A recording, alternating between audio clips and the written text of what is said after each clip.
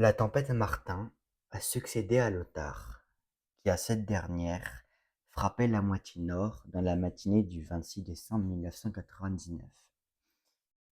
Elle a engendré donc des rafales, comme on a vu la semaine dernière, à plus de 150 km/h.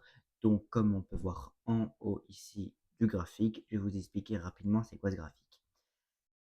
Alors, qu'est-ce que c'est que la sévérité SSIS? Alors, la SSIS, je sais plus ce que c'est, mais j'ai un trou de mémoire. C'est un indice de tempête.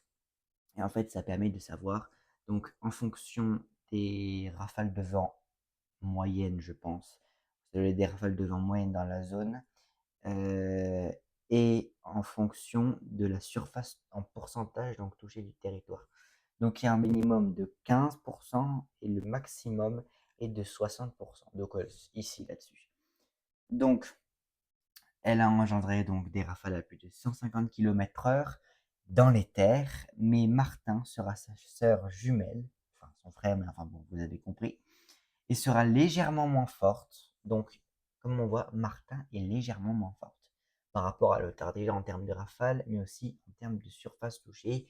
Pourquoi? Parce que c'est le sud-ouest et en raison du massif central et des Alpes. Et vu la trajectoire, c'est pas la même chose. Donc, ce sera sa sœur jumelle, bien évidemment. Et bon, elle sera un petit peu moins forte, mais dans les annales, ce sont les deux plus fortes tempêtes qui ait connu la France, donc en termes de surface et de vent violent. Voilà. Après, il y a un autre graphique. Je vous avais montré la dernière fois.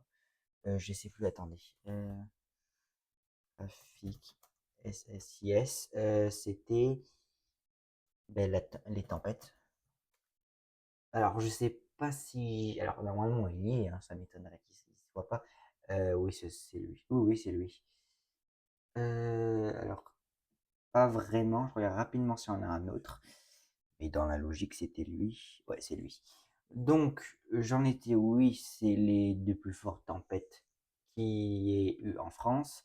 Donc, vous voyez qu'on a Lothar qui est ici et on a juste Martin, légèrement moins forte. Mais en fait, elle est légèrement moins forte. Alors, un peu, oui, parce que si on regarde bien, euh, je vais le mettre là, on reste tranquille. Si on regarde bien les rafales, vous voyez que là, on a un peu plus de blanc et là, on en a un peu moins. Alors ça, c'est dû à la force de la tempête, tout simplement. Mais ce sont donc les deux plus fortes tempêtes qu'ait connues la France. Elle sera accompagnée aussi d'un jet à environ 400 km/h. Elle viendra d'un air chaud, donc ce sera un cœur chaud, et va rencontrer une masse d'air plus froide. Alors ça, je vais vous expliquer après. Une masse d'air plus froide des polaires, ce qui va la creuser à 960 hectopascales environ. À noter que certaines estimations, donc je vais l'expliquer, de la pression varie peut-être de 1 ou 2 hectopascales, mais ce n'est pas grand-chose. Alors, je vais rapidement vous montrer. C'est les archives. Je sais, normalement c'est ceux-là, hein. Euh, attendez. Non, non, c'est ceux-là. C'est les archives, donc 1999. Non, pas 1991. Il n'y a rien eu, je crois, il y a rien en 1991. Euh, a priori, non, il y a rien en 1991. Donc, excusez-moi, c'était juste un. C'était mon téléphone. Donc, j'en étais où? Donc, mars, donc décembre, parce que sinon on va pas aller loin. Et le 27 décembre 1999. Parce que le 26, c'était Martin. Le tard, pardon. Si j'inverse les deux, ça va pas le faire. Donc, vous voyez que là, on a bien une tempête. Alors, si on regarde plus en détail, il n'y a pas. Non, il n'y a pas. Alors,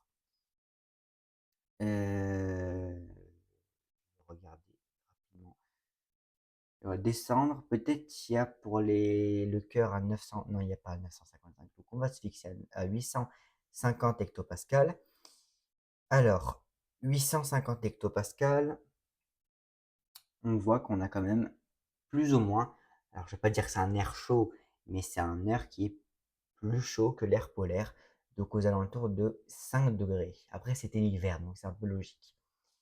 Et si on regarde les 15 jours qui suivent, vous allez voir que, voilà, de l'air froid, littéralement, elle explose. Et ça, c'est déjà avec l'air froid, mais bien évidemment à cause du jet. Parce que si on regarde le jet, il est pas peu fort, hein, il est très fort. Alors normalement, il est plus bas le jet, hein. Il est à 8138 mètres, hein. Pour ceux qui ont vu la vidéo, il est plus bas. Donc ça, c'est un jet aux alentours de 400. C'est pas 350, c'est 400, je précise. Parce que ces cartes, c'est des archives. Donc on voit pas très très bien. Alors, donc après, il y a l'anticyclone, ça c'est normal. Donc, effectivement, elle sera accompagnée d'un jet à 400 km/h, et ce sera encore chaud, et ça va rencontrer une masse d'air froide.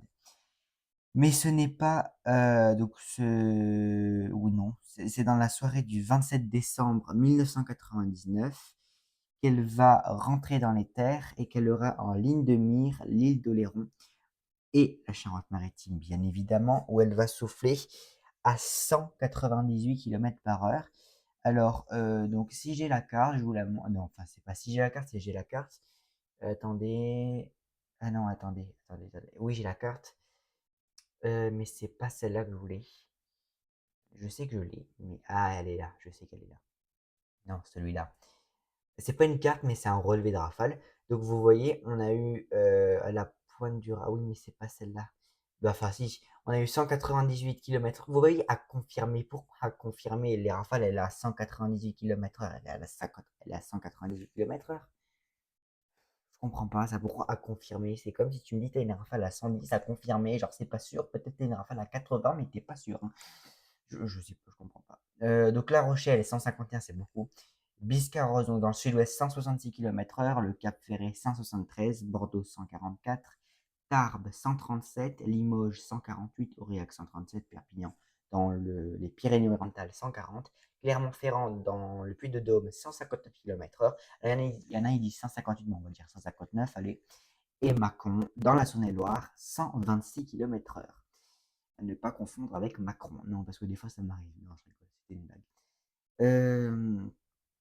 Donc, si on peut mieux voir, voilà, les valeurs maximales de rafale, vous voyez que là, alors on est un petit peu sur la Normandie, mais ça, c'est normal. Ça doit être les lignes de grain, je sais pas. Donc, vous voyez que là, les Alpes, il n'y a pas beaucoup, mais pourquoi il n'y a pas beaucoup? C'est parce que vu que c'est des vallées et des pics, ils n'ont pas pu faire non plus totalement bien les relevés de rafale. C'était quand même plus dur, voilà. Donc, on peut voir que de la Bretagne, pratiquement, on passe par-dessous. Alors, petite précision pour la Bretagne, voilà. On a eu le trajet de l'Otard, regardez, 975 hectopascales, 967 hectopascales, elle a perdu 8 hectopascales en très peu de temps. C'est très rapide. Alors, ce n'est pas non plus. Alors, c'est rapide, ça peut faire des vents violents, mais encore aujourd'hui, on peut avoir ça, effectivement. Alors, je vais le dire rapidement, il y a un risque de tempête pour la semaine prochaine. Pour ceux qui regardent la vidéo le 2 janvier 2026, en tout cas, je vous souhaite une super bonne année. J'avais complètement zappé de vous le dire. Bon, vous comprendrez que dans la vidéo, j'ai pas fait attention. Donc, la tempête Lothar, je vais pas y arriver décidément ou quoi. Donc la tempête Lothar, voilà, elle a frappé donc par le nord, et vous voyez qu'on a la tempête Martin, 970, 965, 962. Et on voit que le creusement est un peu moins violent par rapport à Lothar. Et on voit bien que cette partie-là de la Loire-Atlantique. Alors, je ne sais pas pourquoi ils mettent la Bretagne, parce que, alors, il faut savoir, juste petit truc de culture générale, qu'avant, ici, dans ce département, il y a un château qui s'appelle les Ducs de Bretagne, parce qu'avant, ça appartenait à la Bretagne, à Loire-Atlantique. Attendez, oui, normalement, ça appartenait à la Bretagne, hein. Si je dis des bêtises, excusez-moi, je ne suis pas non plus un fort en... Mais dans la logique, c'est ça, hein. Bref. Pour ceux qui, pour ceux qui savent, corrigez-moi. Bref. Donc, je disais qu'on avait des rafales un peu moins fortes, entre 100 et 120 km/h, ou plutôt 110 dans cette partie-là. Mais sur les côtes, vous voyez qu'on a 162, 160, 151, 130 dans les terres au passage de Martin. Et au passage de Lothar, on a 155, 173 à Saint-Brieuc, On a 126 à Rennes, on a 122 à Brest, 184 à l'île d'Ouessant. Donc c'est des violentes rafales de vent. Donc par la suite, on va avoir Lothar, Martin, punaise, mais je les confonds. Pourtant d'habitude je les confonds pas, hein.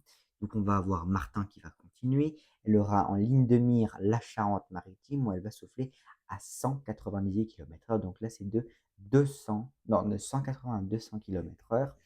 Et dans les terres, on a des rafales de 120 à 140, voire même 160 par endroit. Vous voyez qu'ici, on a des rafales à 160 km/h par endroit, localement. C'est vraiment local. Il faut noter que la rafale la plus forte n'est ni à La Rochelle, ni à Mandelieu-la Napoule, mais elle est où? Elle est où? Là, elle est où? Voilà, elle est là, ici en Corse, 220 km/h. Et à Paris, alors ce n'est pas la vraie valeur, parce que la vraie valeur de pointe rafale, je parle bien en plaine, c'est aux alentours de 200 km/h en Champagne-Ardenne. C'est pas grave, ça arrive à tout le monde. Je ne vais pas juger parce que franchement, même moi, des fois, je me plante, hein, donc voilà. Alors, on a aussi 272 dans les Alpes bavaroises. Alors après, pour Martin, j'en ai aucune idée. C'est quoi la vraie rafale maximale? Apparemment, on a eu des rafales à 250. Alors, je vais faire rapidement relever rafale. Normalement, c'est. Ben, je vais mettre Lothar et Martin pour retrouver ce que je voulais. Euh, normalement. Ah, normalement, c'est là. Voilà, c'est ici. Et voilà, donc en fait, ce que je vais vous montrer, c'est ça. Donc, clairement, la tempête de 99, comme je vous ai dit, c'est au global une tempête mémorable. Alors, on a juste deux régions où c'est plutôt exceptionnel. Pourquoi? Parce que c'est où la tempête passe ou parce qu'il y a des massifs. Donc, l'Auvergne, non, enfin le Rhône-Alpes, pardon, et la Bretagne est remarquable. Pourquoi? Parce que la tempête, elle passe pas ici, mais elle passe là, parce que dans l'hémisphère nord, comme vous le savez, les vents les plus violents sont toujours au sud de la dépression. Donc c'est pour ça que là, on n'a pas eu des rafales catastrophiques, c'était remarquable dans le Nord-Pas-de-Calais. Pardon.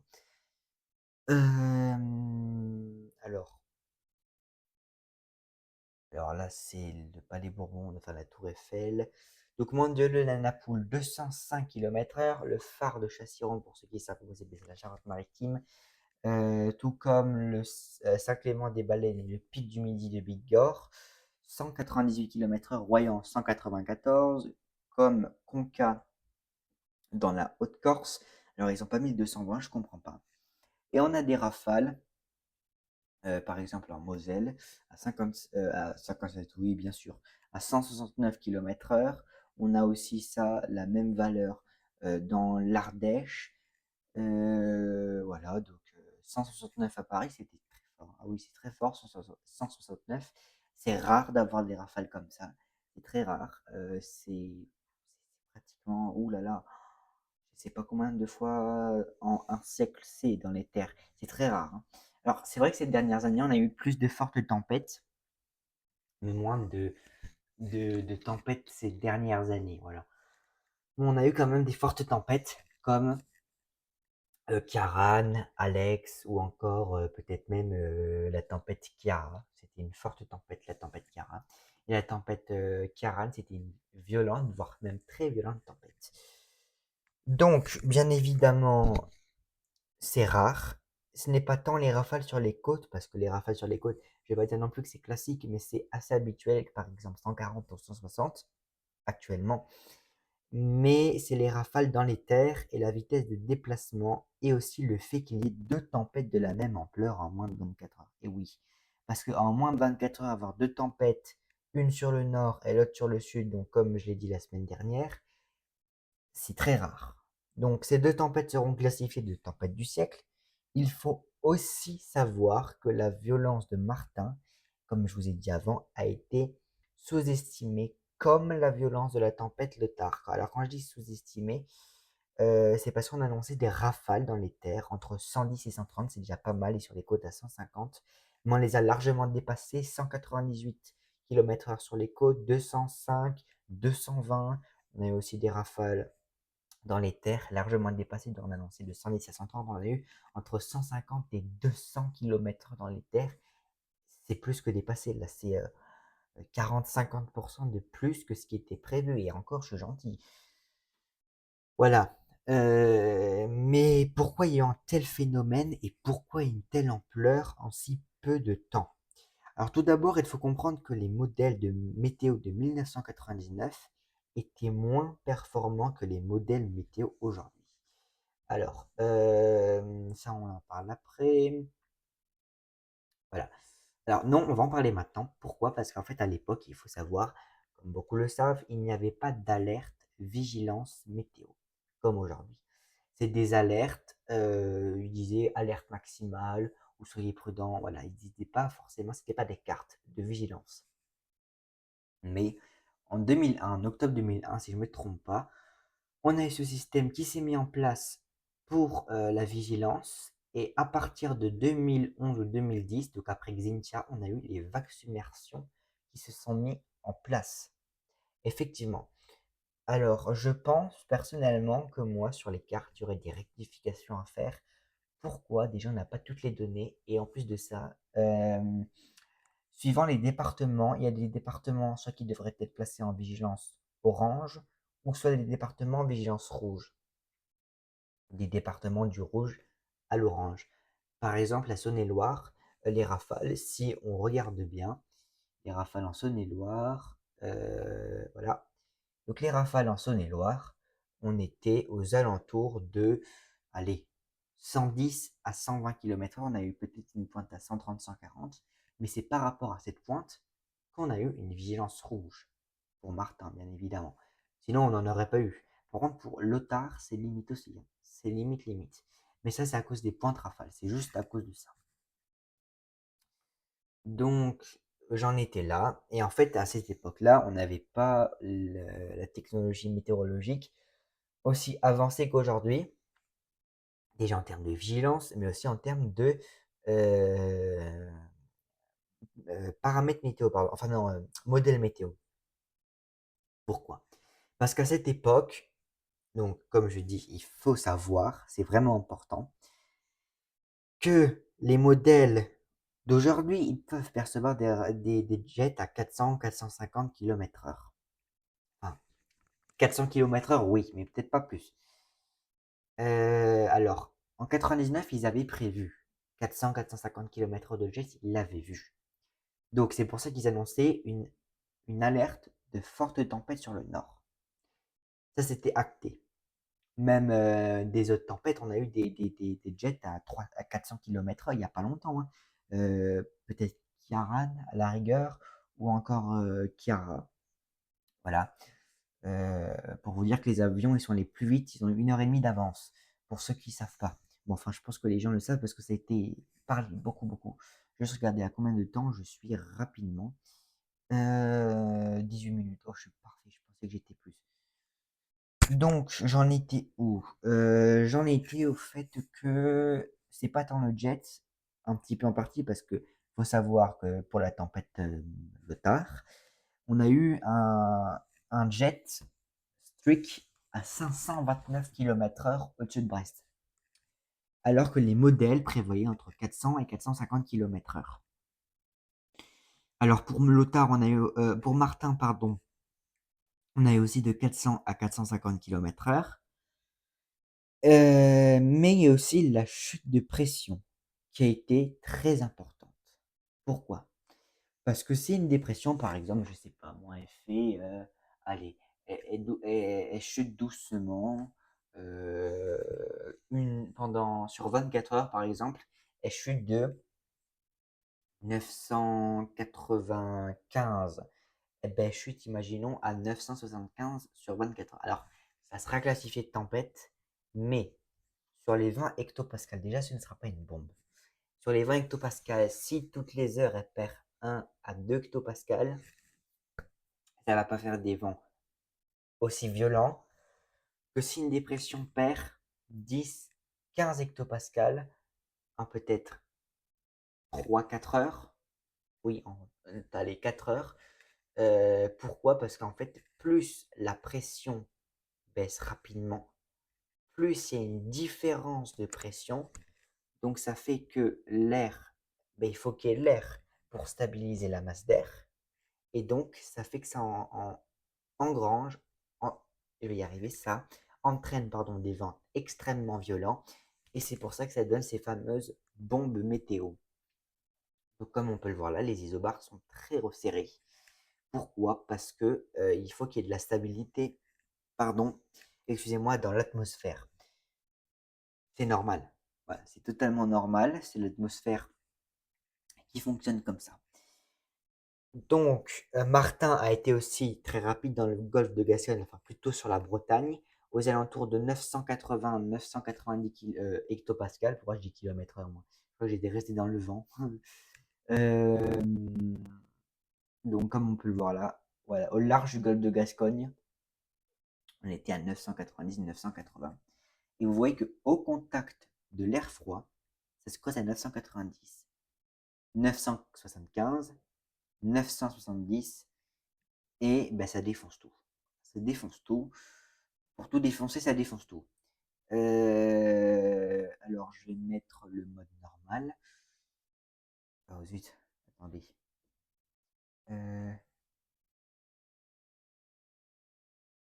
Attendez, normalement, si je fais ça, ça, ça.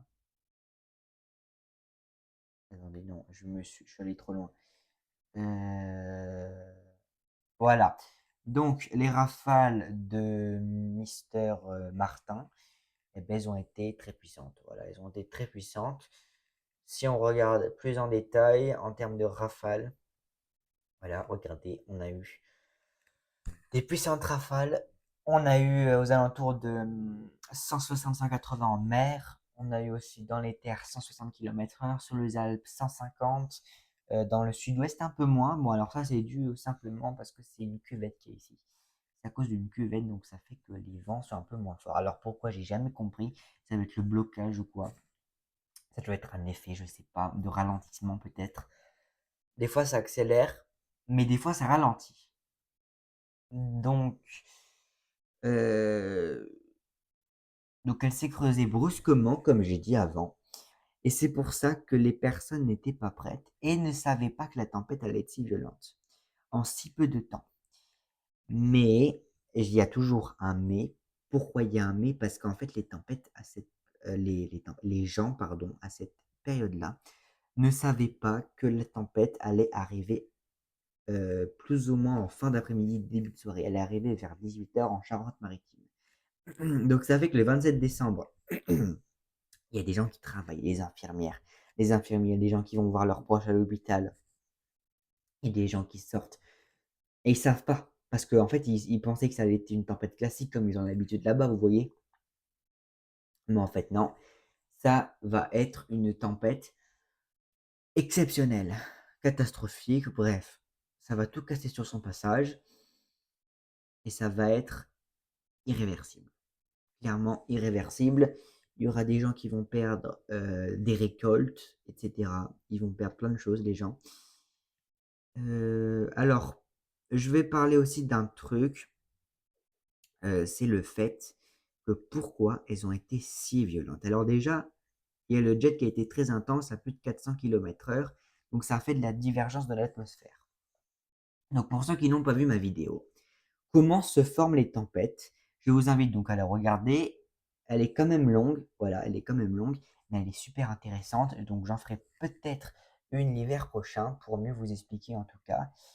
Euh, donc la tempête a été violente donc tout d'abord à cause du courant de jet, comme je vous ai dit avant, même si les météorologues l'ont bien vu, mais le problème, c'est qu'ils n'ont pas vu la vitesse à laquelle ils allaient, donc le jet, il allait, pardon, ils ont pu faire estimer, donc faire le jet a pu, ils ont pu estimer, pardon, les rafales du jet à 400 km/h, mais non, la vitesse au sud de Brest a été de 529 km/h, comme je vous ai dit au début de la vidéo.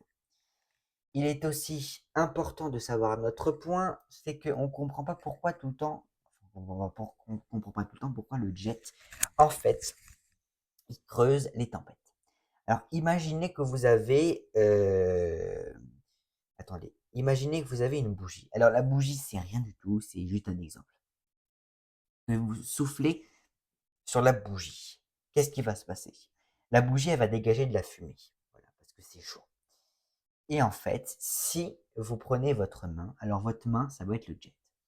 Si votre main passe rapidement dans la fumée, on pourra voir que la fumée va se déplacer enfin dans le sens du jet, ce qui va faire que comme dans une tempête, ou plutôt dans une dépression classique, qui va sûrement en tempête, le jet va enlever l'air, il va faire diminuer la pression, et ça va engendrer des vents violents pour stabiliser l'atmosphère. Mais il y a un deuxième élément aussi. Comme il y a eu pour comme il y a eu pour Lothar, pardon, il y a eu pour Martin. Il faut savoir que donc de ces deux dépressions venaient d'endroits tropicaux. Donc si on regarde, alors il n'y a pas le, ah si, il y a l'hémisphère nord. Si on regarde un peu plus avant, là, on va voir, s'il te plaît, voilà, que Martin vient d'un air bien plus tropical. Il vient d'ici, Martin, de cette zone, de l'Amérique du Sud. Mais qu'est-ce qui s'est passé pour que ça creuse aussi vite? Donc, comme vous le savez déjà, quand les dépressions d'un cœur chaud rentrent en contact avec l'air froid, déjà il va y avoir de l'instabilité. Mais aussi, comme vous le savez normalement, l'air froid est plus dense que l'air chaud, ce qui veut dire que l'air froid est plus lourd que l'air chaud. Et quand une dépression, donc je vais mettre le truc d'avant, comme une dépression, euh, elle a un cœur chaud, et quand elle passe dans la zone plus froide, donc alors c'est plus froide, c'est en altitude, hein, c'est pas au sol, c'est en altitude, bien évidemment. Vu que la dépression, elle va passer dans un endroit qui est plus chaud, enfin plus froid, pardon, avec un cœur chaud, j'inverse les trucs décidément, eh bien, je vais vous expliquer, il faut que je trouve mes mots, désolé. En fait, je sais pas comment expliquer. Mais alors oui, ok. Mais comme vous le savez, normalement, l'air froid, il est plus dense que l'air chaud. Donc ça veut dire, donc je le redis, voilà, parce que j'ai perdu le fil, que l'air chaud, c'est le cœur de la dépression. Et donc, quand le cœur chaud passe dans une zone froide, l'air froid, lui, il va descendre parce qu'il est plus lourd. Et l'air chaud va monter, donc l'air, il va s'évacuer. Et la pression, pardon, elle va chuter pour former une tempête. Parce que, faut savoir, attendez, plus le cœur il est chaud et plus le cœur il rencontre un air froid, plus la dépression va perdre, en pression. Donc ça veut dire, si vous avez un cœur chaud, je sais pas moi, qui vient de l'équateur, et que la dépression elle rentre en contact avec un air polaire, enfin là vous êtes plus là, vous êtes mort en fait. Ah non, clairement vous êtes mort. Donc c'est pour ça que regardez, voilà, ça fait ça. La France entière, excepté l'extrême nord, sera touchée, pardon, par deux violentes tempêtes en moins de 24 heures, ou plutôt 48 heures. Ouais, plutôt. Enfin, entre 24 et 48 heures. Donc, comme on peut voir, les vents sont très forts. Voilà. De la Bretagne à l'Alsace, passant par le bassin parisien, pour Martin, pardon, pourquoi je confonds encore? Pour Martin, ça va être de la Bretagne plus ou moins, et ça va redescendre sur le sud-ouest. Alors Martin, comme je vous ai dit avant, a été moins violent que Lothar. Euh, Effectivement, alors attendez, je sais plus où j'ai mis cette page. Alors, on me dit pas que je l'ai fermée la page, non. Ah, bah je crois que si. Super. Attendez. Ah non, je l'ai pas fermé. Je me suis bien dit que j'avais pas fermé. Donc les autres tempêtes historiques, comme on peut voir, on a eu la tempête de 87, la tempête du 6 et du 8 novembre 82, Viviane du 26 et 28 février 90, La tempête Erta du 3 février 90. On a eu aussi 26 et 28 novembre 83. Xintia le 27 et 28 février 2010. Alors on a plus ou moins une zone de tempête, enfin une zone, pardon, pas une zone, mais une date. Entre septembre, on peut voir les premières tempêtes. Entre décembre, janvier, février, c'est le cœur. Alors ça dépend, des fois vous pouvez avoir des violentes tempêtes en octobre et avoir des tempêtes classiques en février et inversement. Ou des fois vous pouvez juste ne pas avoir de grosses tempêtes ou juste simplement des coups de vent comme on a eu en 2022, 2023 excepté Karen et 2024. Voilà, 2025 ça s'annonce peut-être meilleur. Voilà, donc c'était. Alors en soi là j'ai plus grand chose à dire parce que vous voyez que j'ai un peu tout dit. Voilà. Alors ça je peux fermer. Euh, Alors, s'il y aurait une question à se poser, est-ce que aujourd'hui on pourrait avoir de nouveau des tempêtes comme Lothar et Martin? Alors, ma réponse va être claire, nette et précise. Oui. Pourquoi? Déjà parce qu'avec le changement climatique, on a des dépressions qui peuvent avoir des cœurs plus chauds. Et vu que avec le dérèglement climatique, on peut avoir aussi des hivers d'un coup froid, ça peut venir comme ça. Et ben, imaginez que ben, si un cœur chaud rencontre un air très très polaire, vous n'êtes pas dans la merde. Donc ça, c'est très important. Donc comme Lothar et Martin, alors il faut savoir que les gens disent, oui, mais la tempête Lothar et Martin va revenir dans 100 ans, un millénaire, on ne peut pas savoir. Impossible à savoir. Même moi, je ne peux pas vous le dire. Je sais qu'elle va revenir dans pas longtemps. Je le sais très bien qu'elle va revenir dans pas longtemps. Alors, ce ne sera pas Lothar et Martin, genre le nom, mais ce sera une autre tempête. Mais je sais qu'elle va revenir dans pas longtemps. Quand? Je ne sais pas. Je ne suis pas Madame Irma non plus. N'abusons pas. Mais ce que je sais, c'est qu'elle va revenir. Peut-être plus forte étant donné le changement climatique. En espérant que ça floppe pas, quoi. Donc, on peut clairement voir qu'on a eu Martin, Lothar, oh là là, j'inverse maintenant, et Martin. Donc la Corse a été touchée quand même pratiquement 2 fois. Les massifs ont été touchés, mais c'est surtout la plaine qui a été touchée. D'habitude, c'est les côtes. Voilà, là, c'est la plaine qui a été touchée. Alors pour Martin, ça a été plus les côtes et les massifs, et pour Lothar, ça a plus été dans les terres. Pourquoi? Parce que Lothar s'est creusé dans les terres, bon, aussi Martin, mais moins. Voilà. Euh, ouais. Donc ça, c'était Lothar et Martin. Voilà. Donc en Bretagne, ça a aussi énormément soufflé. Alors un peu moins peut-être que sur certaines autres régions. Mais regardez, on peut voir que suivant. Alors attendez. euh, Nombre, je vais y arriver. Nombre de tempêtes, donc suivant les années. Vous allez voir qu'en fait, ça ne veut rien dire. Il n'y a pas de plus ou moins. Enfin, si, il y a des plus, il y a des variations, mais ça dépend. Voilà, c'est ça que je voulais vous montrer.